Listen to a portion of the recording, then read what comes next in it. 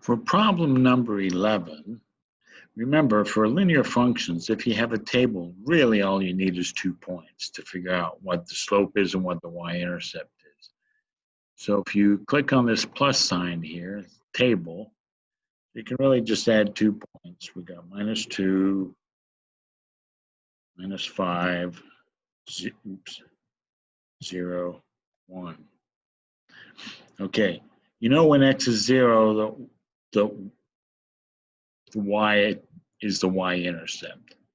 Y-intercept is when x is equal to 0. So you already know the y-intercept is +1. So you could look at your equations there and you say, well, it's not a or b. So even if that's all you got, you'd be halfway there. But I told you before in the Unit 3 test preps that if you put in y1 and then the tilde, which is the key next to the left of the number 1, you have to shift and hit that button. Don't put equals, it won't give you anything. Equals m times x1 plus b. And then it tells you what the slope is down here, and it tells you what the y-intercept, which we already knew was 1, right here. It even shows you what the graph looks like. So there you go. That's how you do number 11. For number 12, they're asking you to compare 2 functions. They say one is 5/8 x minus 3/11, and the other is 8/5 x minus 3/11. Well, the y-intercept for both of them is the same. So that's not different. So just look at the answer choices. The graph of P has a different y-intercept. Well, you know that's not true because it's the same. The graph of P is less steep. The graph of P is steeper. The graph of P is parallel. Well, in order for them to be parallel, the slope has to be the same, and it's not the same. So really, all you have to do is compare B and C, and see which one's which. Put them in Desmos, it will tell you. Or you know, because when I told you before, if you have a line that basically, when x is 1, y is 1, when x is 2, y is 2, and so forth, that's a slope of 1.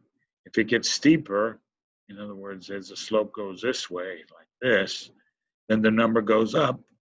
As it gets shallower, goes down like this, then the number becomes less than 1. So this is greater than 1. This is less than 1. It becomes a fraction. So you kind of have to look at the 2 slopes that they give you and see which one's higher, which one's lower, and then answer the choices that they give you. And that's it.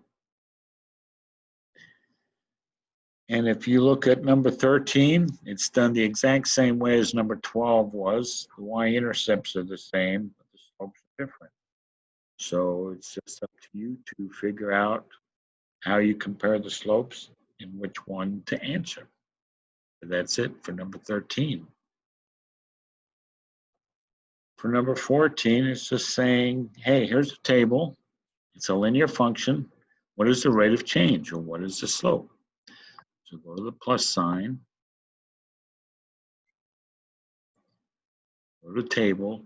Like I said, you only need to put in 2 points. I'll put in 3, tab, negative 10.5, tab, 7, tab, negative 28.5, tab.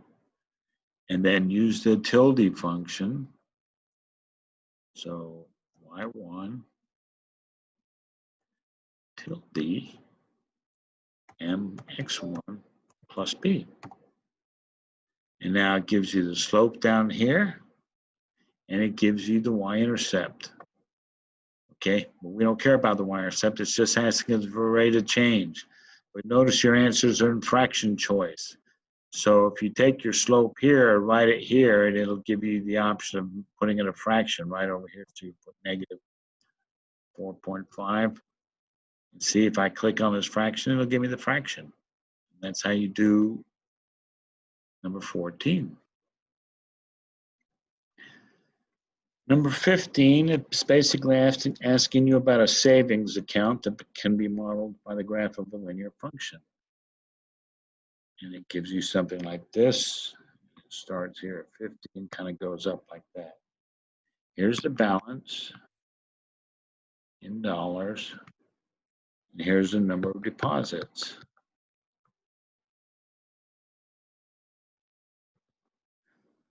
Okay, it says, what is the rate of change of the balance with respect to the number of deposits?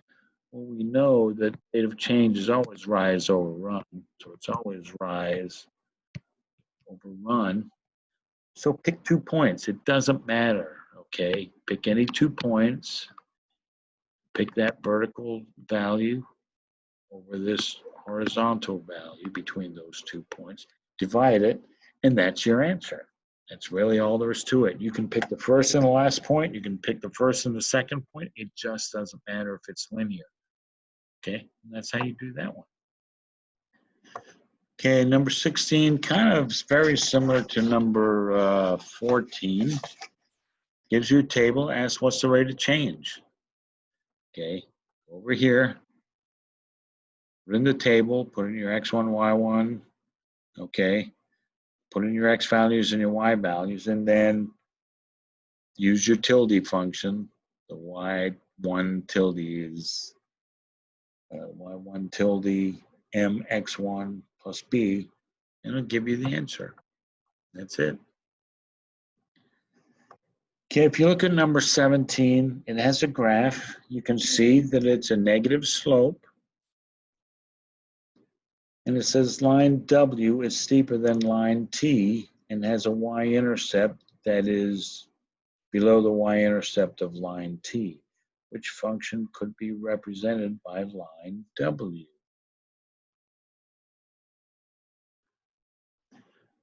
Okay, so what I've done here, I put in the equation for line W. They don't give it to you, but graphically they give it to you. So I just wrote it in here just so we have something to look at. They're saying line W is steeper than line T. So it's steeper than the one we're looking at, which means that the slope is greater than negative 2/5. And by greater than means it has a higher value. Don't worry about the negative sign, okay?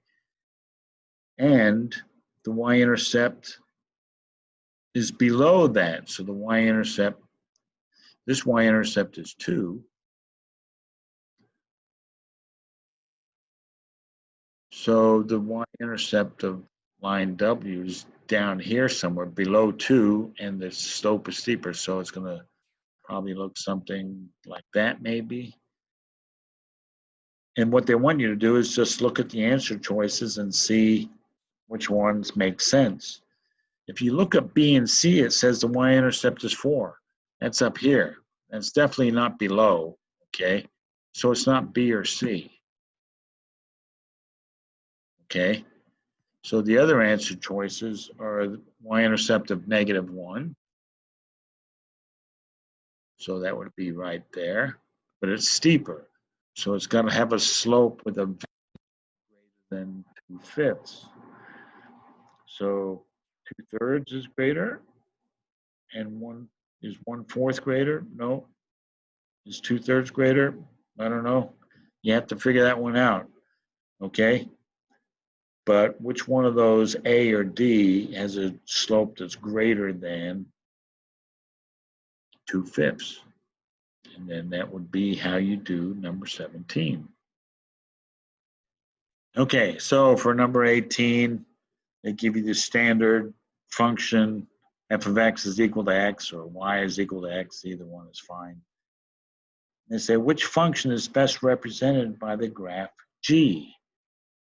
Okay, and g, if you look, something like this. It goes through the origin. Okay, but it's shallower than f of x equals x. And we know the slope of f of x equals x is 1. So that means, and the y-intercept for both of them is the same. So that means the slope of g of x, the slope of g, must be shallower than 1. And so they're basically asking which function is best represented by this. You have to find something that reduces the slope. There's several ways you can do this. You can just say, hey, I need something with a smaller slope. Or if that doesn't help you solve it, put those things in. Put g of x in.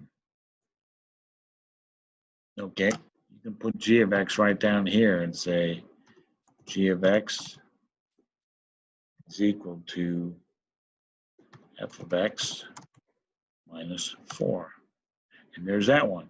Does that look like this red line? No. Okay, so it's not that one. So you can go through and put each of the answer choices to see which one kind of looks like that. And that's how you get the answer. Okay, for number 19, they give you the standard f of x is equal to x, which I've already graphed here. And g of x is equal to f of x plus 3 on the same coordinate grid. Which statement describes how the graphs of f and g are related? Well, like I showed in the previous problem, all you have to do is put g of x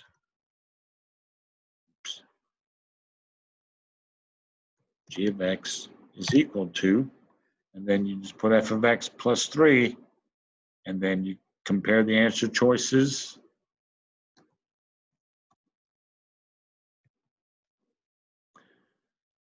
And then pick the one that's right. That's it. And for number 20, again, we start out with f of x is equal to x, which I've already graphed for you. Which graph best represents h of x is equal to negative f of x plus 3? You just come down and start writing it. H of x is equal to negative f of x plus 3. And then go look at the graphs and pick the one that's right.